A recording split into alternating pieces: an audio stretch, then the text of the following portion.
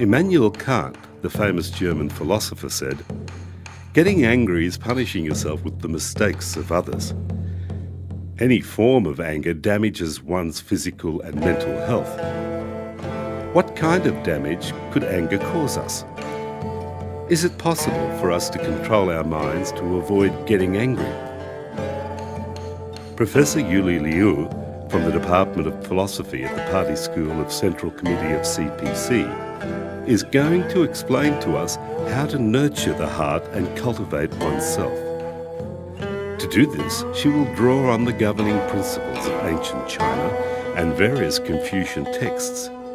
Here, from Yuli Liu's lecture series on the governing principles of ancient China, is the section titled, "Getting Angry is Punishing Yourself with the Mistakes of Others." Professor Yuli Liu graduated with a bachelor's and master's degree in philosophy from Renmin University of China. She is currently a professor at the Department of Philosophy at the Party School of Central Committee of CPC and a mentor for doctoral students majoring in ethics. She is also a visiting professor at Tsinghua College, Sun Yat-sen University. Professor Yuli Liu has published many academic papers, received a PhD from the University of Hull, UK, and is a postdoctoral scholar at the National University of Singapore. She has been invited to give lectures and participate in workshop seminars in the UK, Italy, the USA, Canada, Australia, Japan, Singapore, Indonesia and Hong Kong. In 2015, 2016 and 2017, she was invited to UNESCO headquarters in Paris to give talks based on the governing principles of ancient China. The central theme of her talks was the importance of the sage's education. In other words, learning from the wisdom of the past and also how to promote moral education. She has contributed greatly towards the dissemination of Oriental culture in the Western world. This video was edited by the Governing Principles of Ancient China translation team of the Pure Land Learning College Association and is based on the lectures by Professor Yuli Liu. Dear friends, greetings to you. Today's episode is called Getting Angry is Punishing Yourself with the Mistakes of Others. I'd like to ask you a question. What is anger? Think a while about what it means to you. Did you know that the Chinese character for anger contains symbols of wisdom? Today we are going to learn about the word anger from Chinese characters. It's so interesting. In Chinese, the character for anger is the combination of two words. In the upper part is the character for slave, and in the lower part is the character for heart. A slave, a heart. What does this idea of anger mean?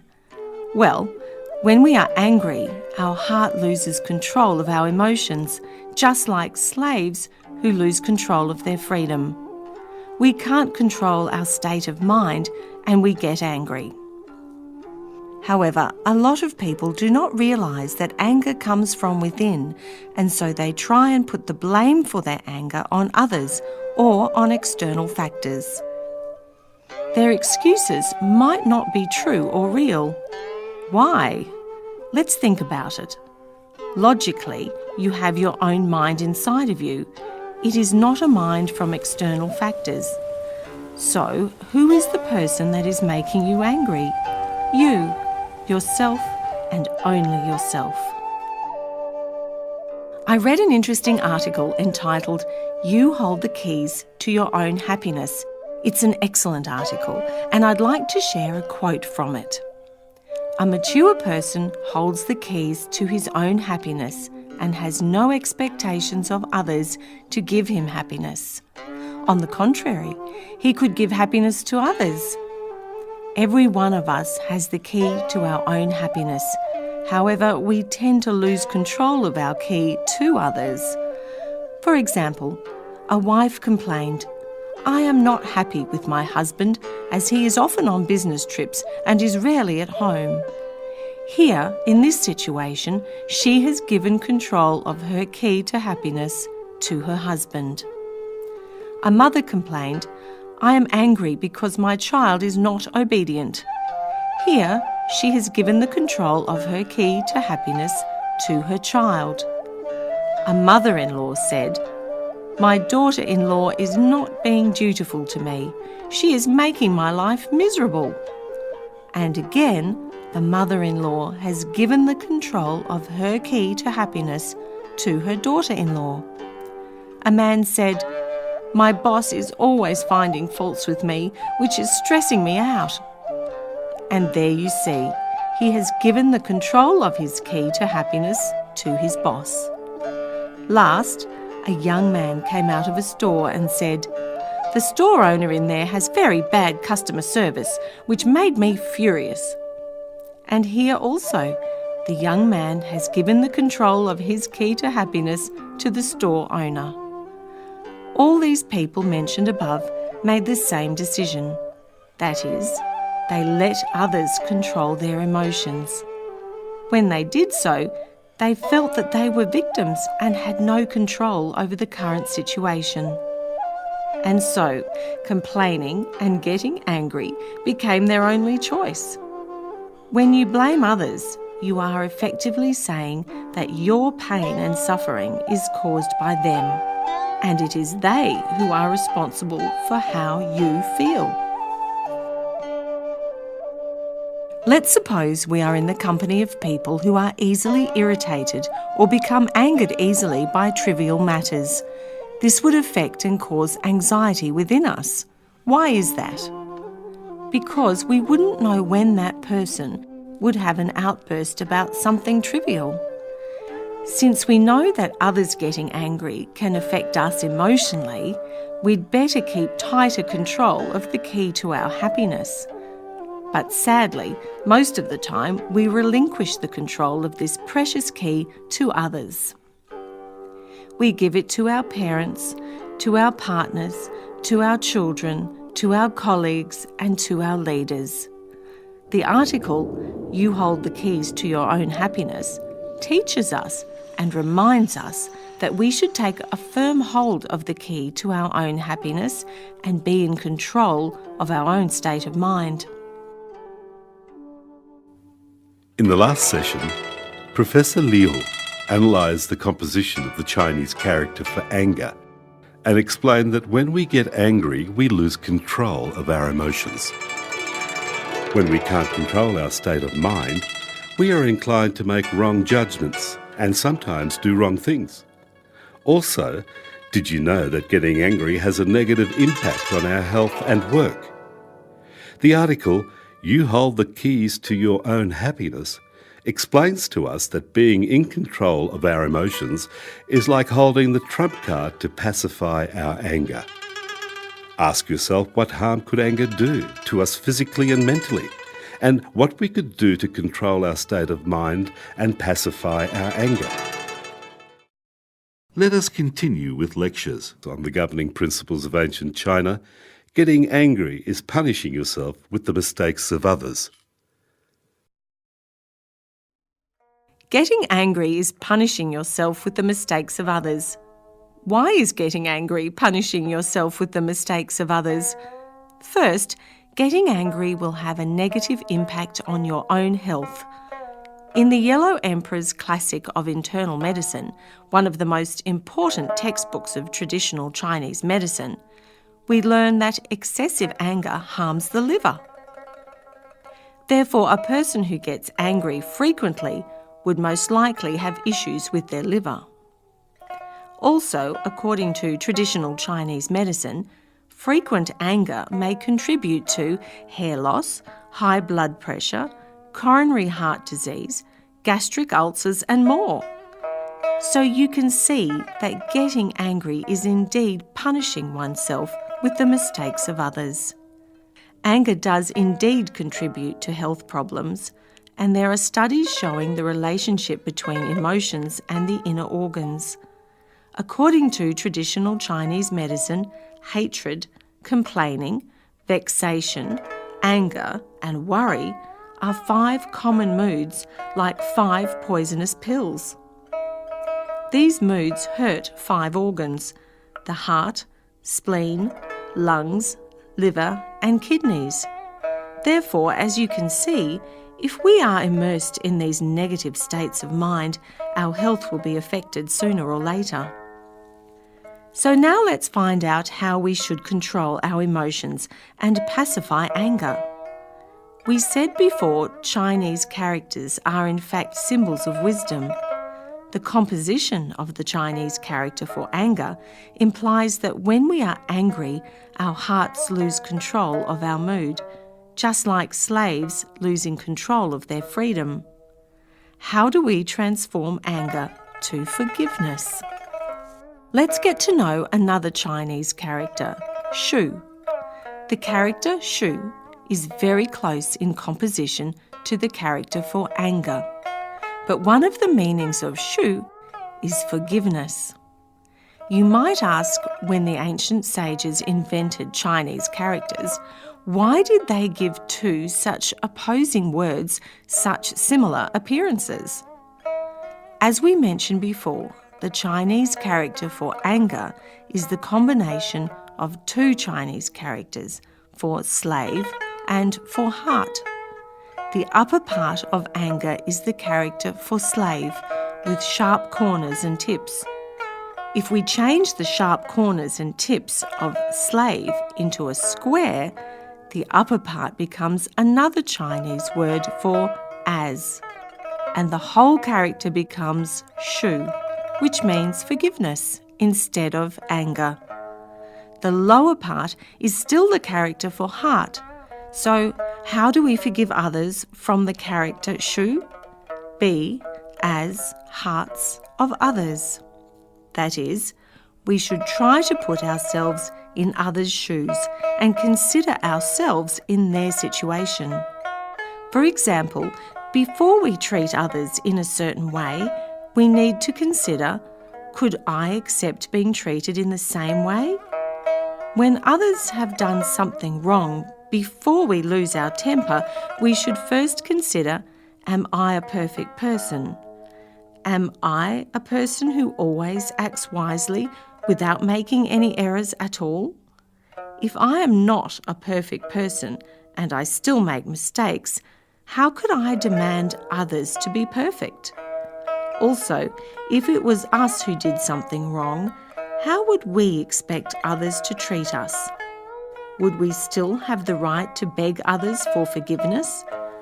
We would hope others consider the situation we were in and give us an opportunity to make things right again.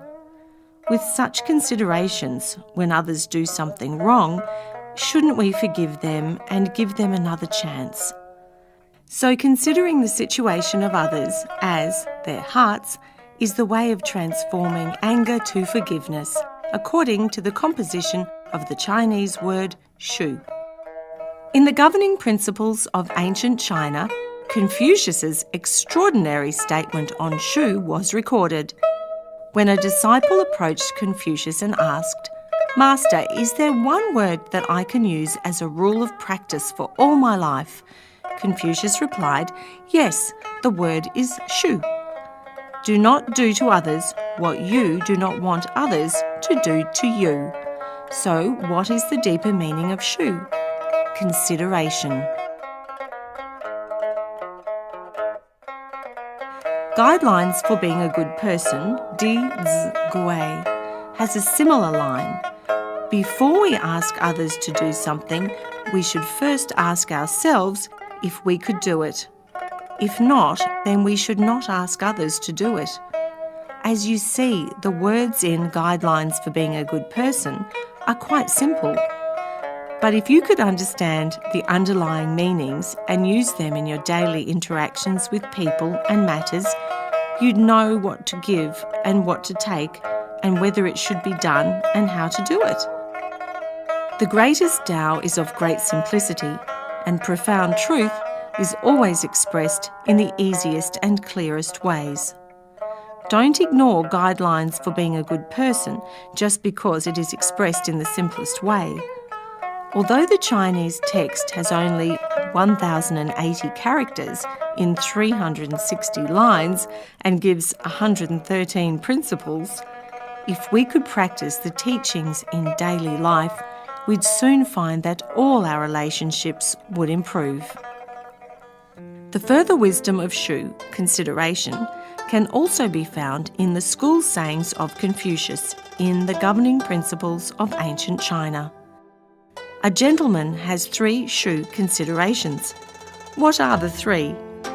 First, not serving his leader wholeheartedly while ordering his own subordinates. This is inconsiderate. It means that you yourself could not provide satisfactory service to your leaders, and yet you require your subordinates to serve you well and wholeheartedly. This is the first inconsideration. Second, not fulfilling his filial duties to his parents, but demanding his own children to be filial. This is also inconsiderate.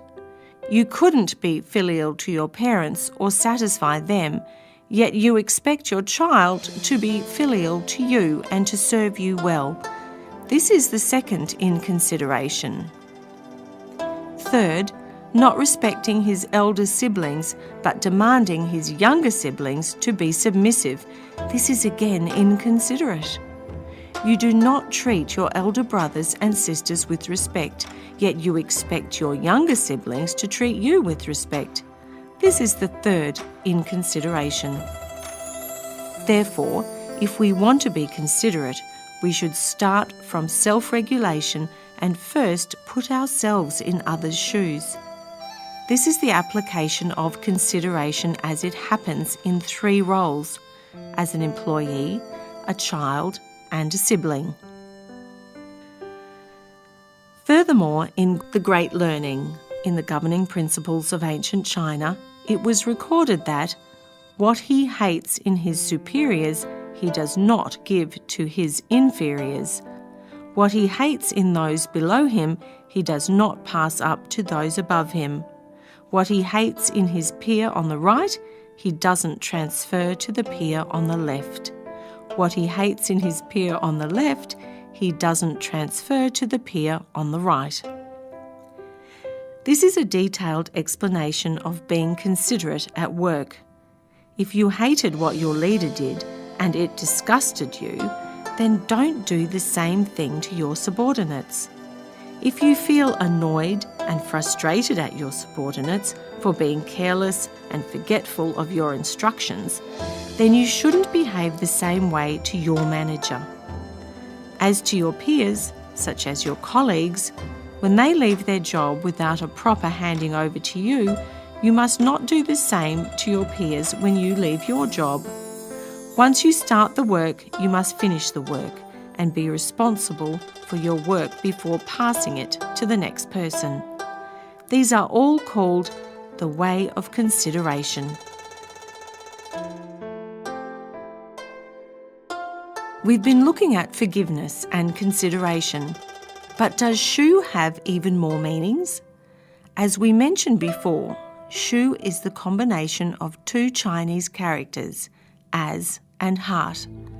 If the heart is not the heart of others, but the true heart in philosophy, the deeper meaning and wisdom of Shu can be further explored. What is true heart? True heart is the true nature of everyone. Everyone has a true nature of true purity and kindness. What exactly is our true nature then?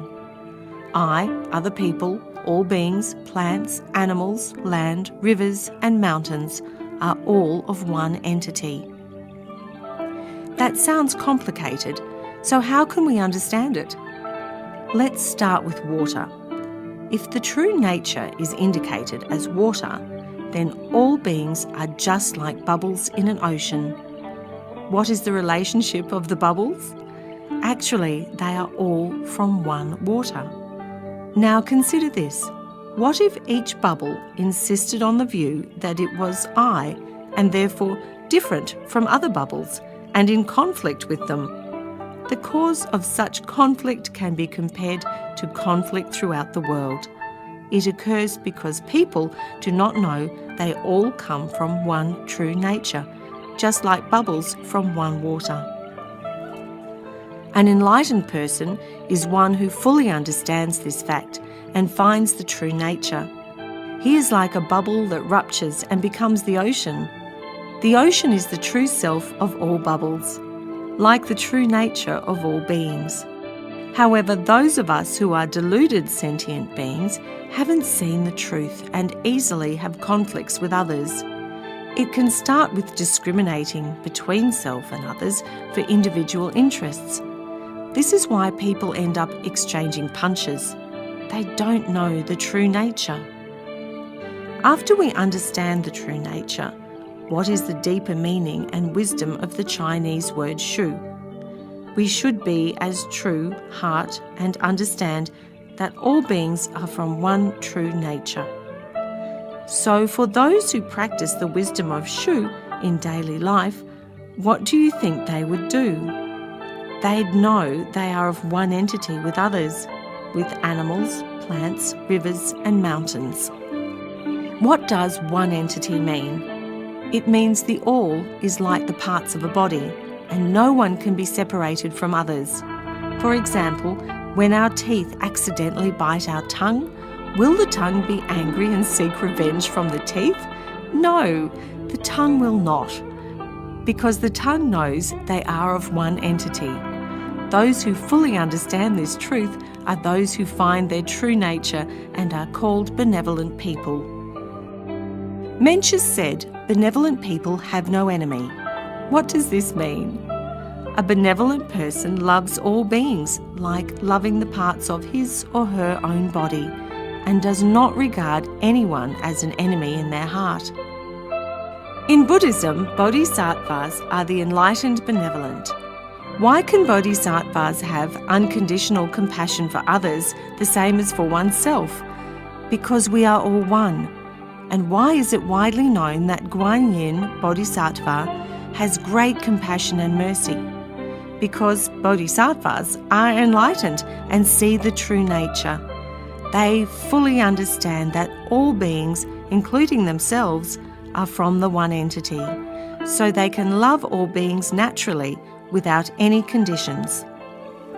As for ordinary human beings, we tend to have conditional mercy and love, which are not based on the understanding of one entity. The scope of our love is very limited and mostly for our loved ones, like our partner, our parents, our children and our friends. When they are in need, we are eager to help them out of their problems. As for those with whom we have no connection, we would be indifferent and might not care about their needs. This is the difference between enlightened, benevolent persons and ordinary people. Let's have a look at typical people in the world. They work 9 to 5 and are busy all the time. What is the driving force that motivates them? There is a saying which goes like this: the world hustles and bustles for benefits. If there is no benefit, or fame, or gain, probably few people would work long hours from 9 to 5. Or many people would simply not do anything if there was no benefit to be gained. Enlightened, benevolent people always work very hard as well, but for different benefits. What is driving them to help those sentient beings who are enduring pain and suffering? The driving force for benevolent people is the wisdom of Shu, being as true heart. This leads to the great and unconditional compassion from the sense of one entity. By being as true heart, they can fully understand the pain and happiness of others, just like within themselves. So what can we learn from the wisdom of Shu on resolving anger? Be forgiving, considerate and compassionate to others, because we are all one.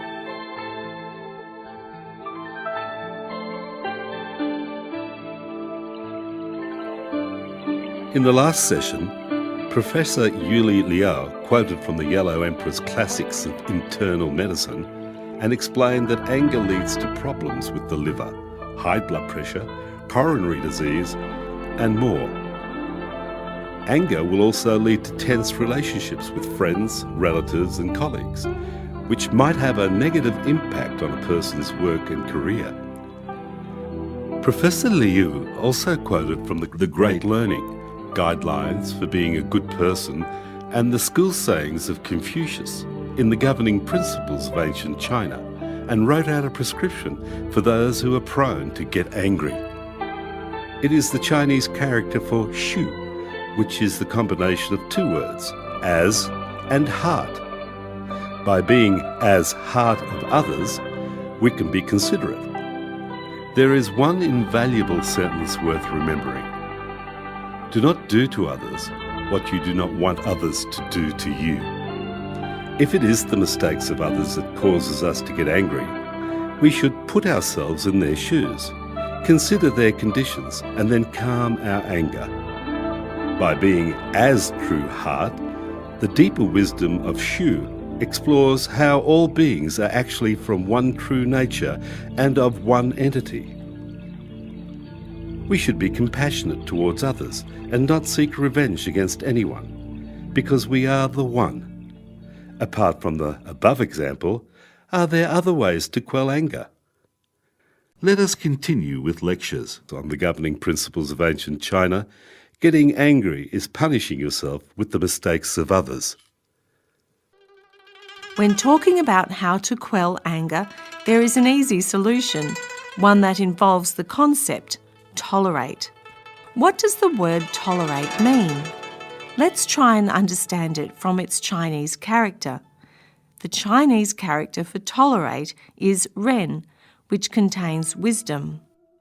We can see that ren is the combination of the two Chinese characters for knife and heart. What does this mean? It tells us tolerate is not when courtesies are being exchanged, nor when people are on good terms in their communication. Tolerate is when a knife is on top of your heart and your reaction to the situation is as if nothing had happened. This is truly ren. This is tolerance. If we want to quell our anger, we need to learn how to be tolerant. There are many different levels of tolerance. In ancient China, there were 6 levels involved. The first level is forceful tolerance, which means to tolerate with great force. For example, if there are people slandering me and saying negative things about me, I will try my best to control my anger by force, by not responding, not retaliating. If I am able to do this, I'd be on the level of forceful tolerance. But if one day I feel my force has been used up and I'm about to respond with anger, I need to go up a level. The second level is forgetting tolerance. What does this mean? I can broaden my mind to forget the attack on me by others and not take it to heart. When it's over, it's over. The third level is reflective tolerance. Tolerate by reflecting on oneself. In Mencius, it is recorded, when you don't get what you seek, reflect upon yourself. This has been regarded as the heart method in traditional Chinese culture. Whenever we cannot get the desirable result, we must not blame others. On the contrary, we must reflect upon ourselves and see what can be improved. For example, if a person is very humble and polite towards everyone except me, what does that tell me? I must have said something inconsiderate or offended him unknowingly. When you don't get what you seek, reflect upon yourself. The fourth level is contemplative tolerance. Tolerate by contemplating on the things and people that are making us angry. In the Diamond Sutra, we read the following text. All conditioned existences are like a dream, an illusion, a bubble, or a shadow, like a dewdrop or a flash of lightning. Contemplate them thus. The things we had experienced yesterday are gone and are illusory, just like a dream. They are like bubbles which can burst easily. They are also like thunder and lightning, which last for a split second. The same holds true for those things that make you angry. Such things also lapse quickly. Even those people who make you angry, where will they be after several decades? Do you have to hold grudges against them? Just think, in another 40 or 80 years, where will those people be? They could just be ashes in an urn. Is it still worthwhile to hold grudges against them? The things and the people that made you angry are all like dreams and bubbles. They will not exist for long. Contemplate on this and you will easily let all unhappiness go. In contrast, if you keep holding on to grudges and always think about those things and people, you'll make yourself angry and unhappy all the time, while those people might not even be aware of your actions. Aren't you punishing yourself with the mistakes of others? We need to develop contemplative tolerance. The fifth level of tolerance is rejoicing tolerance. Tolerate by rejoicing at our improvement in self-cultivation. When others criticise us, even slander or ridicule us, we shouldn't be offended or feel frustrated. On the contrary, we should be happy. Why should we be happy? We should see it as if those people were testing us on how well we've done in our self-cultivation and specifically on our level of tolerance. Let's treat those people as examiners rather than anger makers. Life is a process full of all sorts of tests. For our academic progress, we had to take tests in primary school, which were not hard. But when we went to high school and then to university and even to the master's degree or doctoral degree levels of study, the tests involved became increasingly difficult. It is the same in the progress of self-cultivation. So why do we encounter these people who make us angry in our life? They are the examiners who test our cultivation of tolerance. We should treat them as if they were assessing us on the level of our self-cultivation. This isn't always easy. So what should we do? We must not be angry, but happily accept the tests as the normal process of life. If we can pass the tests, we'd prove that we have reached a higher level. We have improved. That's great. So let's rejoice about this. The highest level is the sixth level, which is called empathetic tolerance. When others have done something wrong, instead of criticising or retaliating, we should put ourselves in their shoes, empathise with their conditions, and then try to help and transform them. Why?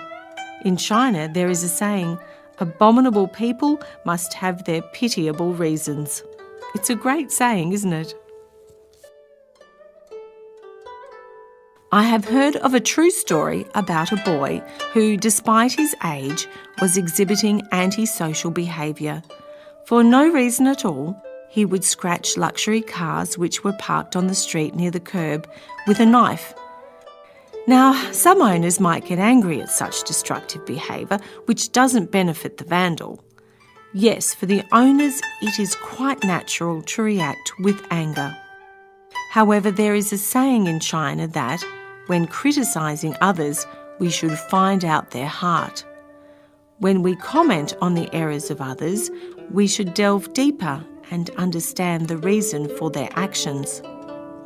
So going back to the story about our young vandal, some people investigated and found out why the child wanted to scratch those cars. They discovered that the boy's parents were divorced. His father had remarried and formed a new family.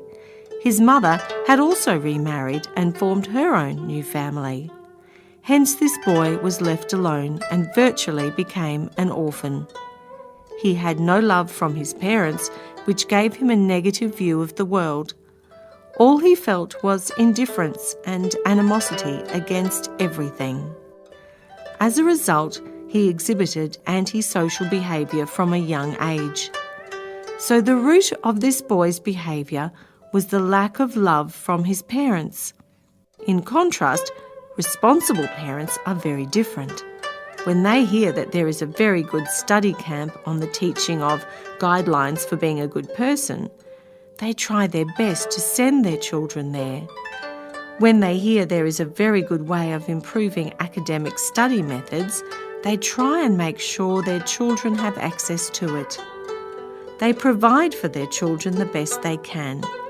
In comparison, the boy in our story was in a miserable situation. If we understood his situation, would we still want to retaliate against him? We wouldn't be angry with him anymore and might even try to help and transform him.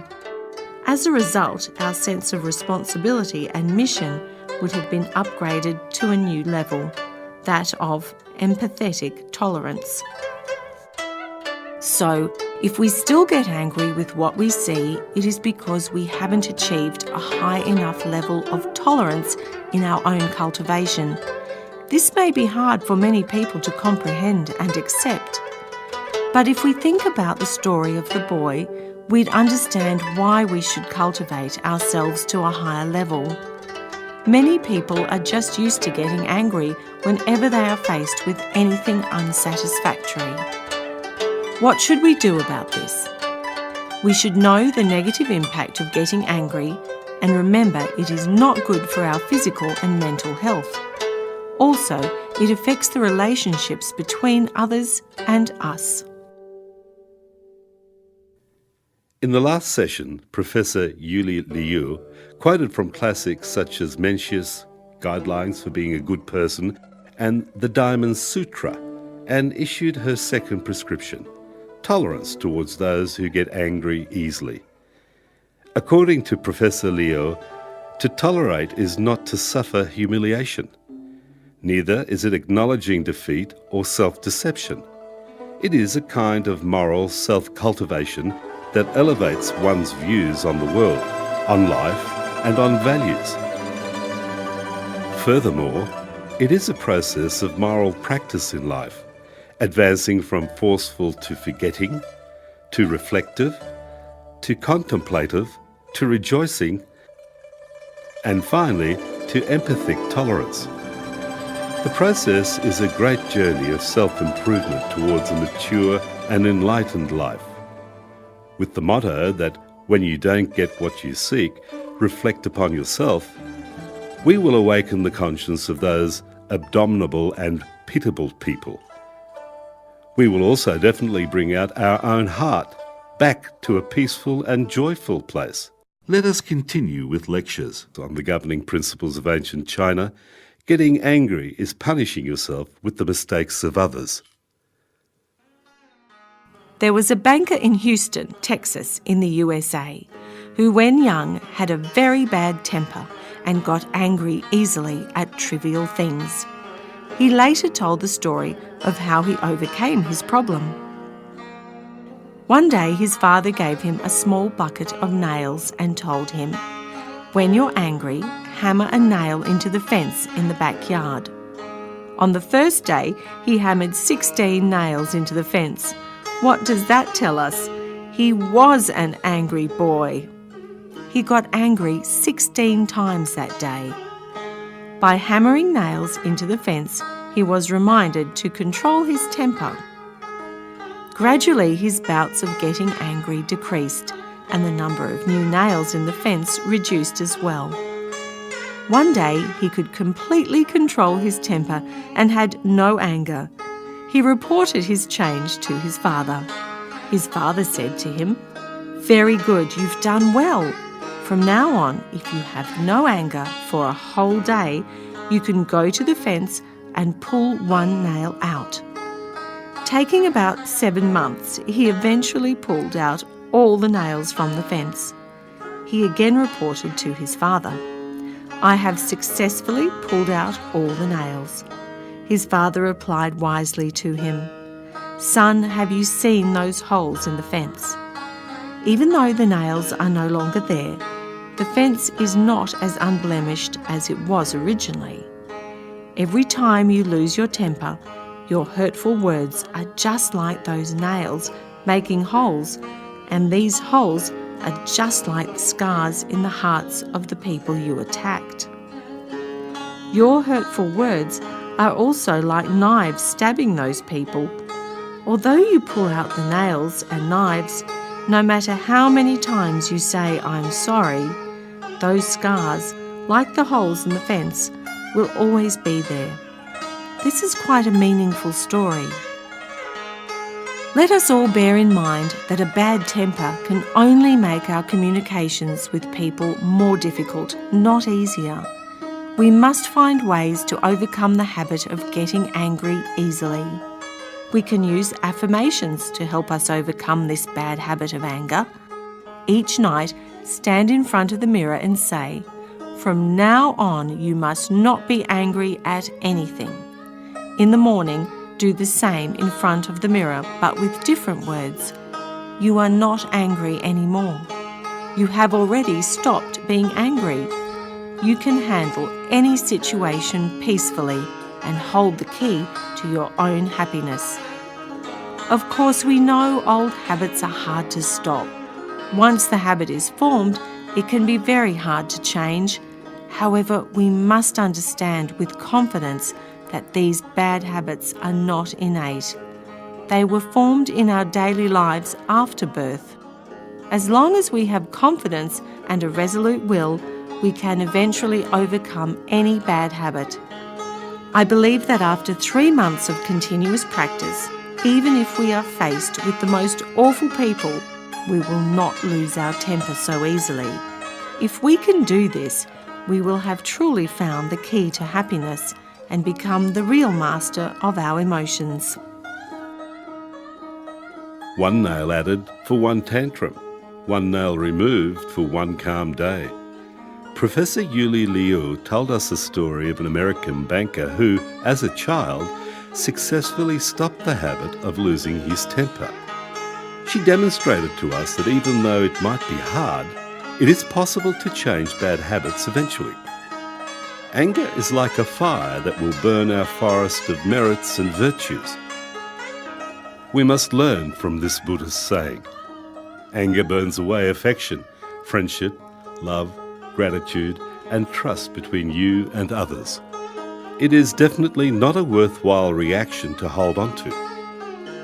Getting angry never brings us happiness, so we should maintain our efforts to tame our anger over time and smile at whatever comes our way in life with a peaceful attitude. By so doing, we will have permanent happiness